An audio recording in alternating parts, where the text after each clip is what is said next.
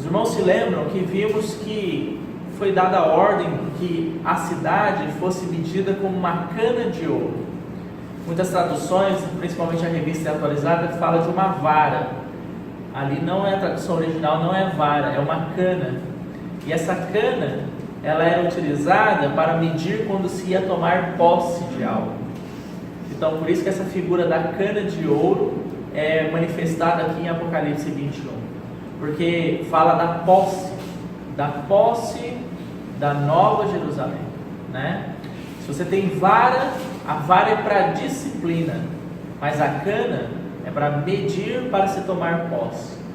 Lembre-se que quando o Senhor prometeu a terra de Canaã a Abraão, Ele permitiu que Abraão percorresse toda a largura e toda a extensão da terra.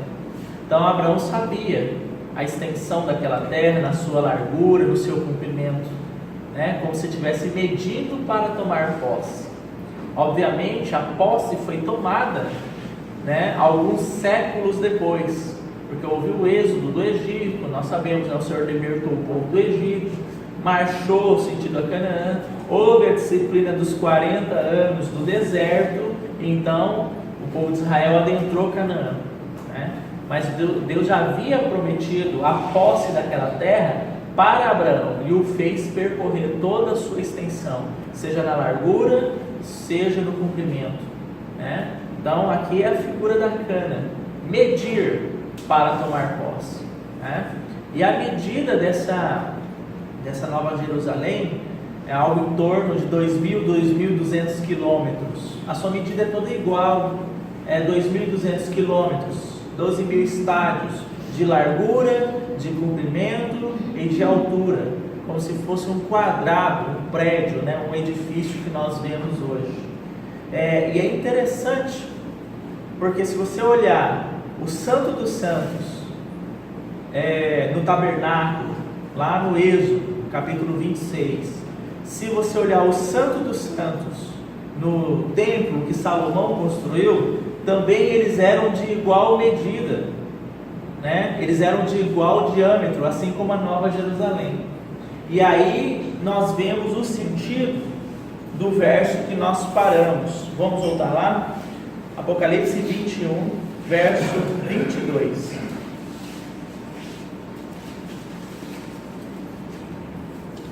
Está falando sobre a Nova Jerusalém, então diz assim: nela não vi santuário, porque o santuário é o Senhor, o Deus Todo-Poderoso e o Cordeiro.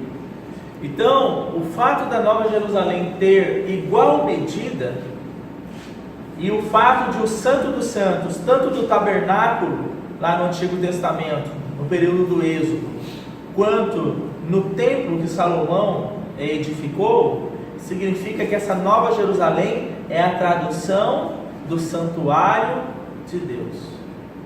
Irmãos, dentro desse contexto, vamos abrir 1 Coríntios capítulo 3, versos 16 e 17.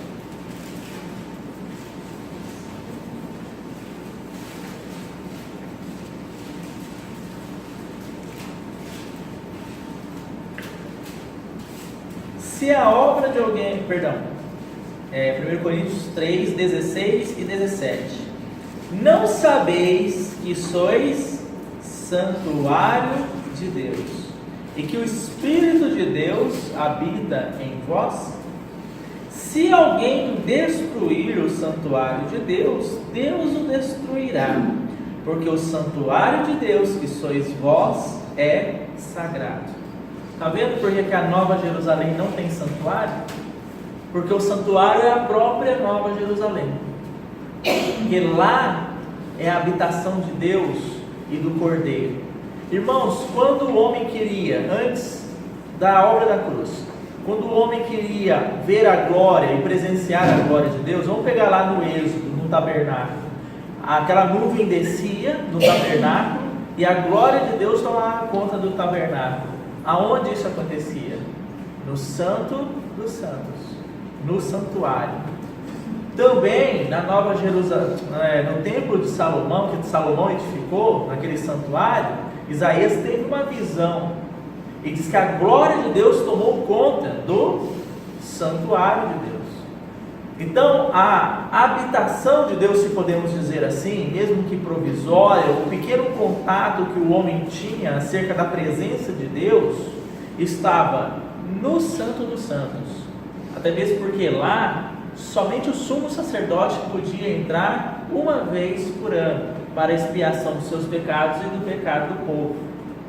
Entenderam? Então, quando a Nova Jerusalém diz aqui, no verso 22, nela não há santuário, porque o seu santuário é o Senhor, o Deus Todo-Poderoso e o Cordeiro, significa então que ela é a habitação de Deus e do Cordeiro. Onde Deus está, onde o Cordeiro está, é onde é o santuário.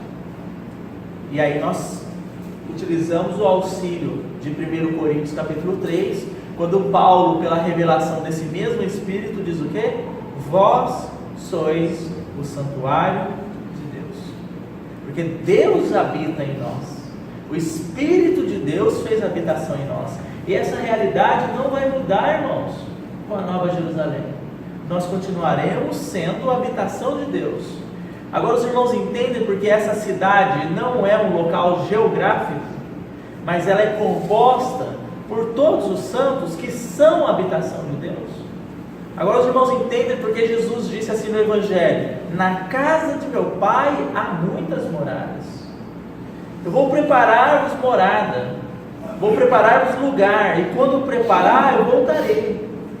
Mas ele diz: quem guarda as minhas palavras, eu e meu Pai viremos para ele e faremos nele morada. Então, irmãos, fica muito fácil concluir que a Nova Jerusalém somos todos nós, plenamente amadurecidos, para sermos a habitação de Deus eternamente, né? Mas é uma visão esplêndida, porque quando João recebe a revelação dela, ela é uma cidade de ouro, um prédio, um edifício gigantesco, irmãos, 2.200 quilômetros de altura. Se você sai aqui fora do nosso local de reunião e olha para essa extensão que você vê, essa atmosfera, são 600 quilômetros apenas daqui lá. Você imagine 2.200 quilômetros. É como se você olhasse e você não conseguisse diferenciar o começo do final dessa nova cidade.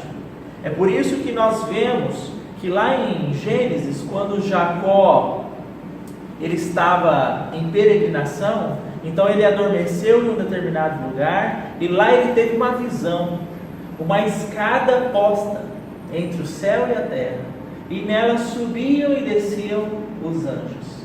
E o que ele disse? Aqui verdadeiramente é a casa de Deus. Ele chamou Betel aquele lugar, a casa de Deus. Essa mesma visão no Novo Testamento, ela é mencionada quando viram o Senhor Jesus como aquela escada onde os anjos subiam e desciam. Por quê? Porque Jesus é o tabernáculo de Deus entre os homens.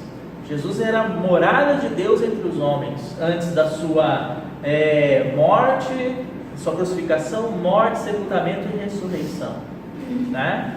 E agora, quem é essa escada que conecta a terra e os céus? Somos nós, a igreja. O Senhor disse assim a Pedro: o que tiveres ligado na terra terá sido ligado nos céus, e o que desligares na terra terá sido desligado nos céus. Uma conexão entre a terra e os céus é estabelecida, a igreja do Senhor. E isso vai mudar, porque mudaram as eras. Essa visão que João tem é a mesma ideia, um edifício tão alto que toca a terra e toca os céus, e não dá para você ver o fim dele. 2.200 quilômetros de altura, 2.200 quilômetros de comprimento, e 2.200 quilômetros de largura. É quase que como se fosse, irmãos, 50% do nosso território brasileiro. Uma cidade que ocupasse 50% do Brasil. É muito grande, né? Aí você vai pensar assim, mas irmão, onde vai caber uma cidade dessa na Terra? Lembre-se, a Terra, a nova Terra e o novo céu já não terá mais mar. Você sabe como é que é o nosso planeta hoje, né?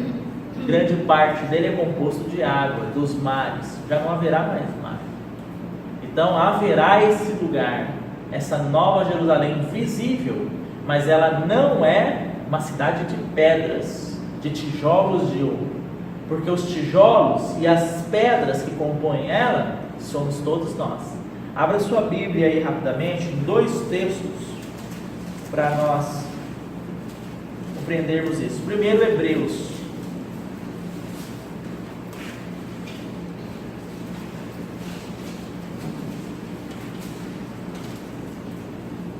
Veja essa experiência de Abraão. Hebreus capítulo 11.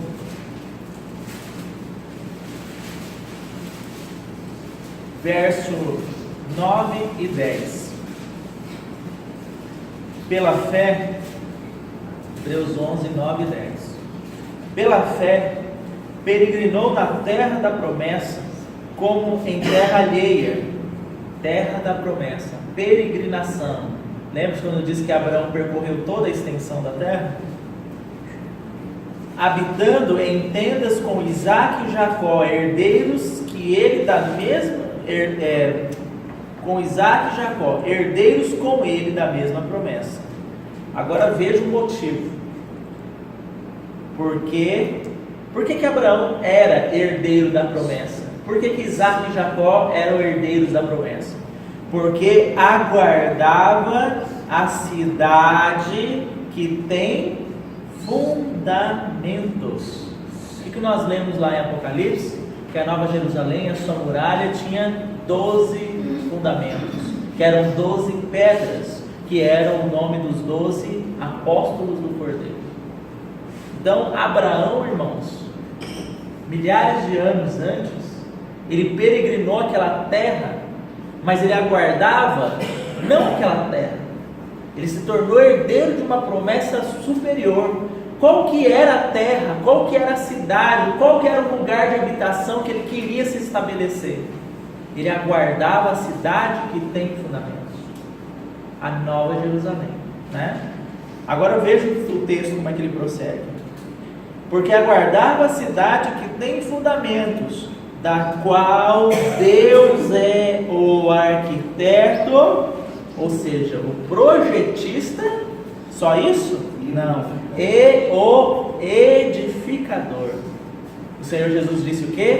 Eu edificarei a minha igreja. Uma cidade que tem fundamentos. O texto que nós lemos de 1 Coríntios capítulo 3 diz assim: ninguém pode pôr outro fundamento senão aquele que já está posto, o qual é Jesus Cristo. A cidade que tem fundamentos está fundamentada em Cristo Jesus. Ele é o fundamento da cidade. E Abraão, o pai da fé, aguardava essa cidade, do qual Deus é tanto o arquiteto, o projetista. Por isso que a palavra diz que Deus tinha um mistério no seu coração, o qual ele guardou durante toda a eternidade, mas revelou aos seus apóstolos, aos seus profetas. Qual que foi a revelação desse mistério? De fazer convergir no Filho todas as coisas. E para ser o centro, o cabeça de todas as coisas, olha aí, ó, quem está também nesse projeto. O deu à igreja, a qual é o seu corpo. Então por isso que ele é o arquiteto, ele projetou isso no seu coração, mas ele também é o edificador, é ele que está edificando essa cidade.